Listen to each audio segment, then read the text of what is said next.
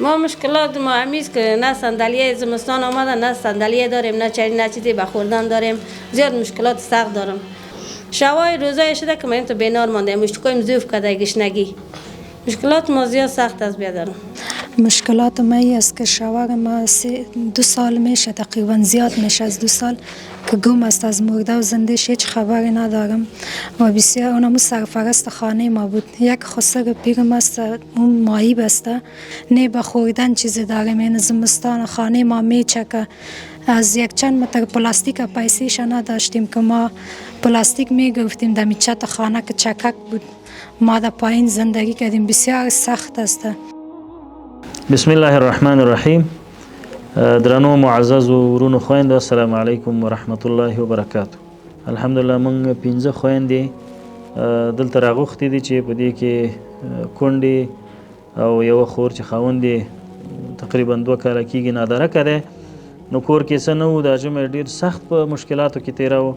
الحمدلله دوستانو سره مو د دې درد شریک کړی.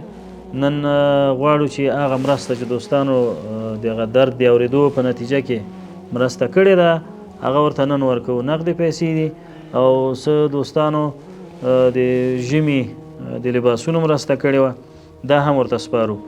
الله تعالی دې هغه خویندو ورونو نه قبول کړي چا چې موږ سره د یتیم پالنې په دې لاره کې مرسته کړې، او الله عز وجل دې هغه دوستانو او خویندو ورونو ته توفیق ورکړي چې تر څو مرسته نه ده کړې دین وروسته مرسته وکړي او د دې یتیمانو اوښکې په خپلو مرستو باندې پاکې کړي.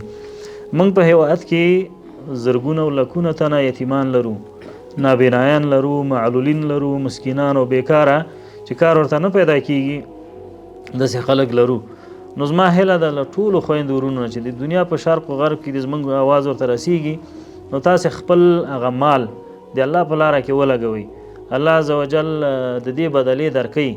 الله د دې وعده کړې ده چې څوک د زما دپاره انفاق کوي زه بیرته ورته ګرځوم، د دې څو برابره هغه د انسان د اخلاص پورې اړه لري چې څومره په اخلاص باندې الله په لاره کې پیسې ورکوي انشاءالله همغسې الله تعالی ورته بیرته ګرځوي.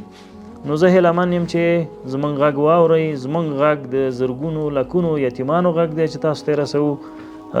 د دې د یخې کوټې ګرمې کوي، د دې د وږي نسونه ماړه کوي او د لوچ بدنونه چې د ژمي دپاره لباس نه لري دا ورته پټ کوي. الله عز وجل به تاسو ته د دنیا او آخرت خیرونه په نصیب کړي. السلام علیکم ورحمت الله وبرکاته.